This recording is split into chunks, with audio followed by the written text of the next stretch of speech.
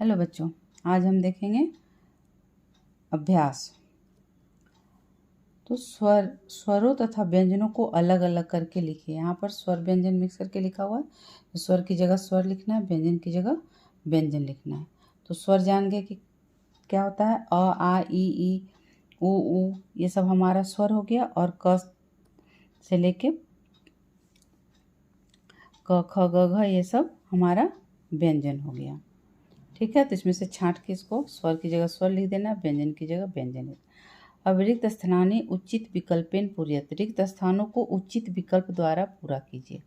अब जैसे दिया हुआ आ, ई, उ, री स्वर कहलाते हैं। अब यहाँ दिया हुआ दीर्घ या ह्रस्व, तो ये क्या हो गया हमारा दीर्घ स्वर कहलाते हैं।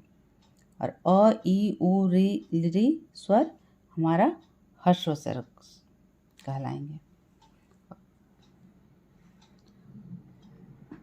हो गया क, ख, ग इत्यादि व्यंजन कहलाते हैं। कौन से व्यंजन है? स्पर्श या संयुक्त। तो क्या हो जाएगा? स्पर्श व्यंजन। और इस बात का सूचक होता है कि दिया गया व्यंजन आधा है। तो किससे होता है? हलंत। हलंत जब रहता है तो उससे हमको पता चलता है कि यह व्यंजन आधा है, पूरा नहीं है। जैसे यहाँ पर प में ये हलंत दिया हुआ है, तो इसका मतलब क्या है? ये आधा है, ये पूरा प नहीं है। जब प में जब अ मिल जाएगा तब ये पूरा प बनेगा। अब यहाँ हो गया जैसे वर्ण विच्छेद कीजिए। अब इसी को जैसे अलग करना है। विच्छेद करना मतलब अलग करना।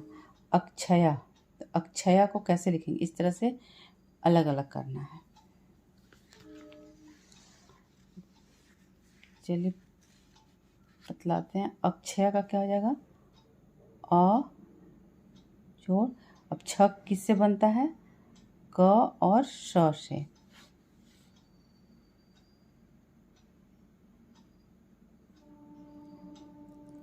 अब य जोड़ अ हो गया अक्षया। उसी तरह हो गया क्षत्रिय। तो क्षत्रिय छ कैसे बनेगा? क और स जब मिल जाएगा तो ये क्षत्रिय हो जाएगा।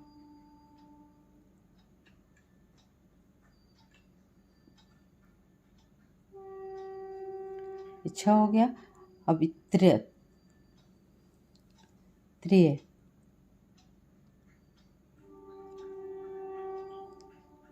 त्र हो गया। और ये ई क्षत्रिय।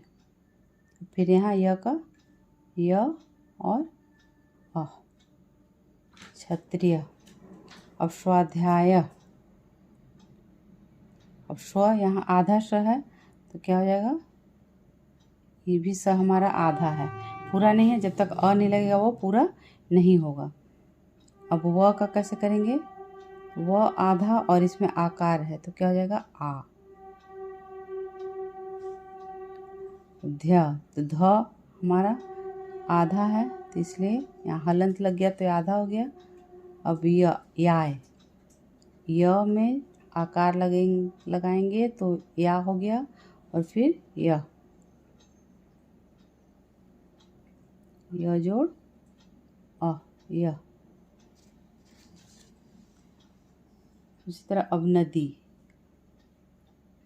न कैसे बनेगा? न आधा और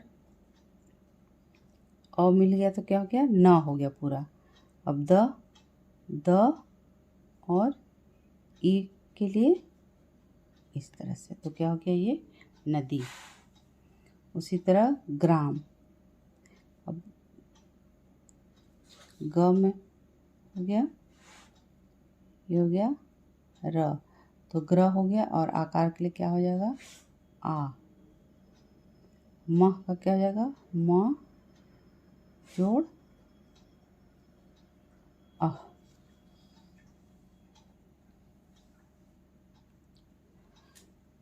उसी तरह चक्र। च के लिए क्या हो गया? च जोड़ अ चक। अब क्र का क और र मिल के हो गया क्र, ये हो गया चक्र। अब यहाँ पर हो गया हमारा वर्ण संयोजन कीजिए। जैसे प अ, त र अ म, तो प अ से क्या हो गया? प। क्या हो गया, तरह, और ये म, ये क्या हो जाएगा, प मिल गया तो पूरा प हो गया, मिल गया तो क्या हो जाएगा, त्र और म, आधा म इसलिए पत्रम। उसी तरह ये हो गया इया, तो ये क्या हो जाता है ज्ञ, और इसमें आकार हो गया ये आ, और न मिल के क्या हो गया न, क्या हो गया ज्ञान। उसी तरह यहाँ हो गया आ से हो गया माँ, और तरी हो गया त्रि। अब यहाँ न हो गया तो क्या हो गया, पूरा न बन गया, न म तो म्र, ता नम्रता। अब यहाँ प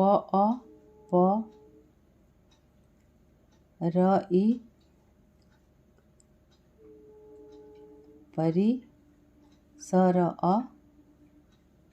म परिश्रम म।